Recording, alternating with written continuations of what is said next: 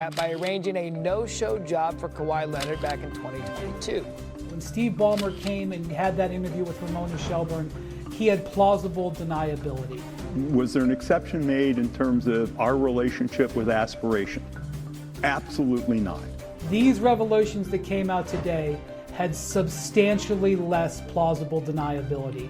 The vice chairman of the Clippers made an independent decision to invest in aspiration 9 days before Kawhi Leonard got paid when no one else was getting paid. How broad do your powers extend? As far as penalties you can assess to the Clippers, to Kawhi Leonard? Are very broad powers in these situations. So those allegations, they have unspooled over the last month. And on Monday, the Clippers, they held media day. And we heard from Kawhi Leonard for the first time since the NBA's investigation into that alleged cap circumvention began. Here's what he had to say. I mean, it's easy for me. I don't read headlines or do conspiracies, theories, or anything like that. The NBA is going to do their job. None of us did no wrongdoing. I think the allegation was that you didn't perform any services for them. Is that accurate, or did you do things for them? I don't think it's accurate, but it's old. This is all new to you guys. I understand that full contract and the services that I had to do. Like I said, I don't deal with the conspiracies or the clickbait analysts or journalism that's going on. Dennis knows the rules, Kawhi knows the rules, Mitch Frankel knows the rules, and we know the rules.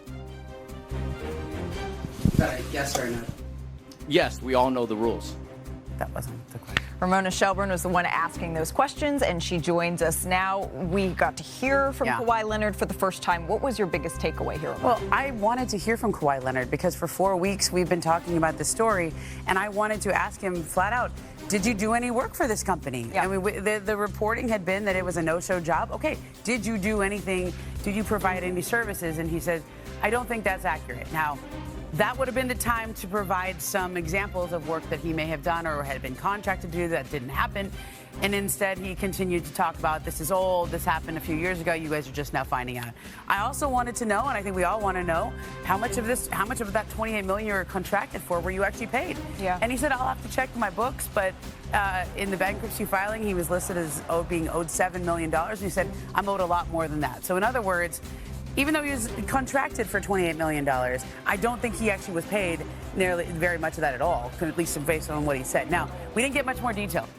And I think that was the point where detail would have been helpful. And I think you and I have had this conversation, whether or not that lack of detail, maybe a more generous take on it could be that's Kawhi Leonard's personality. Right. We don't necessarily hear that from him on any front, but knowing the importance and the gravity of this situation and the time you had to be able to prepare and talk about it, it would have been really important to have that detail. Now, we know that there's a difference, Ramona, between the amount that we talk about this situation and the amount that it actually impacts a Clippers locker room that's hoping to make a splash in the West. What is that gap? It's giant. I mean, the guy who was asked about the aspiration story was Kawhi Leonard and Lawrence Frank. And every other player on Clippers Media Day was asked about the Clippers. Chris Paul was asked about coming back to the Clippers after all these years. And Bradley Beal was asked about leaving Phoenix. And James Harden was asked about is he going to load manage, or is he going to, so he can stay fresh at the end of a playoff series. They actually had some interesting comments about Chris Paul and how he's sort of the loudest voice in the room already. He's taking the young kids out to practice. John Collins was delightful. I mean, there was one story over here with Kawhi and Lawrence Frank, and there was the team which starts training camp today. And I don't know that we hear much more about this while the NBA investigates, unless there's some new revelation or some new news. But one thing that's in the back of everyone's mind, the All-Star game. That's at Intuit Dome this year in February. Would be good to have some resolution on this one way or the other before that. Adam Silver has said that this is a process that could be a long one. We don't necessarily have an end date, but you're right. It would be interesting to know if we will see this open and shut by February. Ramona Shelburne, thank you so very much for your work. 75, you know what I'm saying? I'm clicking in year 75. Gotta do 75. I'm about to enter my 75th season. Super stoked, super excited. And to be in this league again, be a part of it. I'm looking forward to it, man. It's gonna be exciting. It's gonna be a hell of a year. So, Laker Nation, let's go, and let's get tapped in. A record 23rd season. That means 23 media days for LeBron James. Here's how it's looked over the years.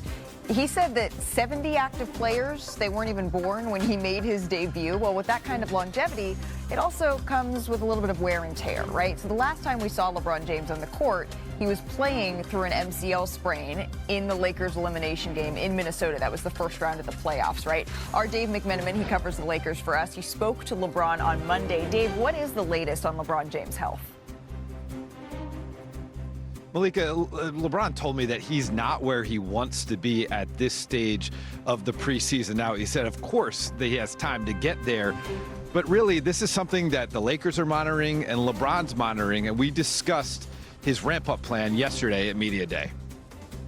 How do you feel coming into the challenge of 82 games plus a hopeful playoff run? Yeah, for sure. That's always the challenge. You know, how can I get my body closer to 100%? Obviously, coming off the MCL sprain of last year, obviously, you know, the foot has kind of given me a little problems from time to time throughout the course of the last few seasons. So that's always the challenge of seeing how I can get my body, you know, as close to 100% where I can go out and perform at a high level. So a lot of miles on my game.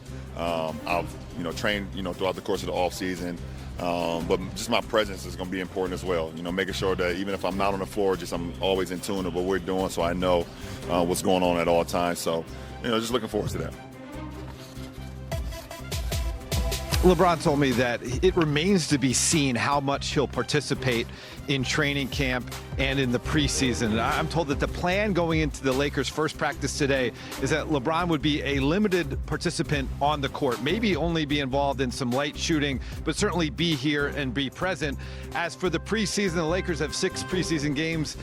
He only played in 3 last year, and I was told that maybe he overdid it last year leading into the beginning of the season when he wore out come December. And so I'm told that LeBron's camp has spoken to the Lakers, and they said, let's be overly cautious with LeBron because we want to be looking at the long view here. If this team's going to be contending for a championship, we need LeBron in his best shape from April through June. All right, and maybe that looks like not going full court press here in the preseason. Dave McMenamin, thank you very much. I want to welcome in our NBA analyst, Kendrick Perkins, into this conversation as well. Perk, I think you're there. Are you out there? There he is. Perk, when you're turning 41, you know what? I was concerned for 1 second. But when you're turning 41 in December, like LeBron is, right, is that at all concerning to hear that he's not ready to go for the start of training camp, or is that just part of the course?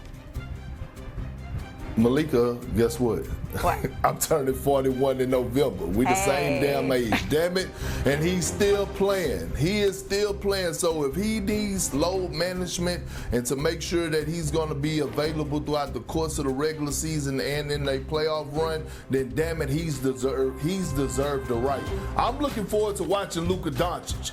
This is his team now. The keys are in his hands. What is Luka going to look like in the preseason? What is he going to look like playing alongside DeAndre Ayton and Marcus Smart? I'm never worried about LeBron James. He knows his body more than anybody else's around the league or anybody in the history of the game when it comes down to taking care of his body. But this is Luka time, starting in